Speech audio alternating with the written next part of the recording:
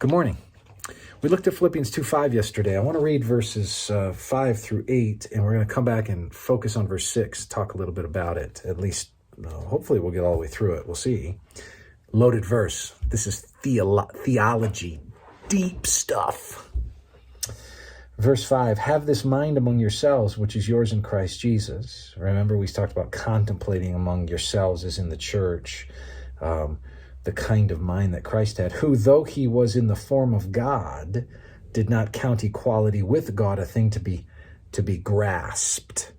That word to be grasped can have the idea of taking something by force.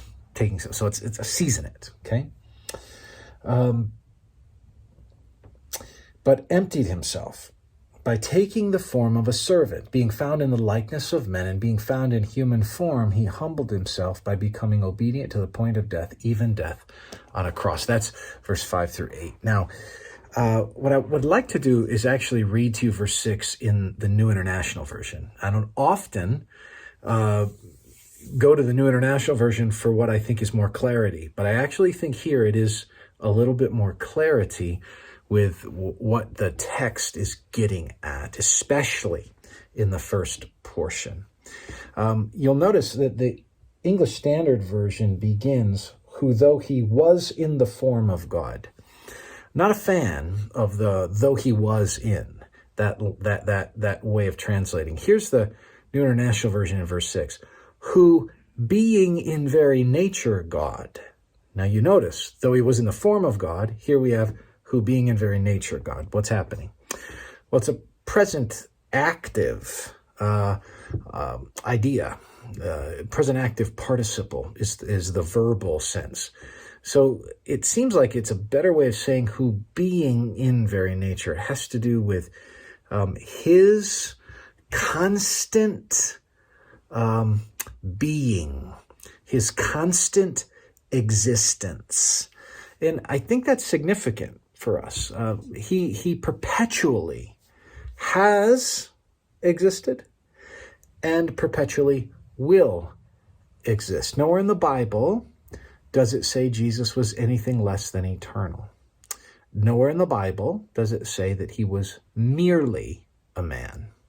Nowhere in the Bible does it say that he was just like me, only he's progressed a little further.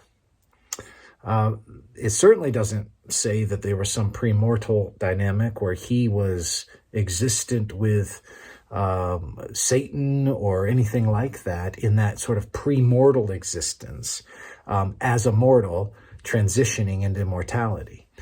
These are odd ontological notions, to say the least. What we have here is who being in very morphe God.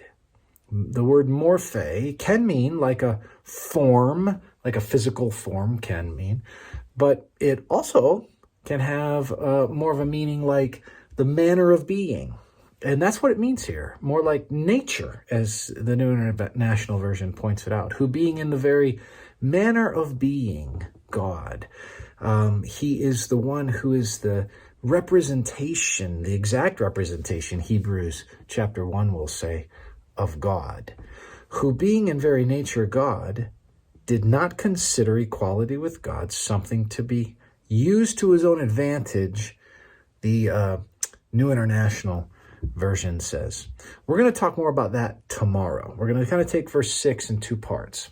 For this point and this thought for the day, I just want you to hunker down on the fact that Jesus is by very nature, he is God.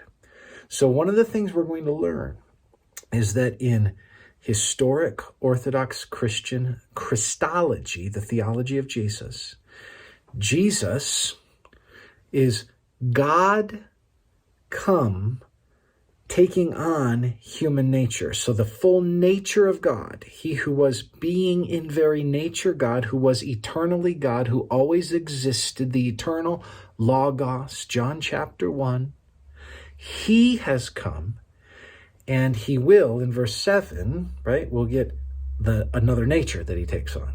Because Orthodox Christology teaches us that Jesus is one person in two natures. More about that. But verse 6 is giving for us his eternal God nature that comes and will empty, and we'll talk about that and what that means in verse 7, as another nature is joined in this one person.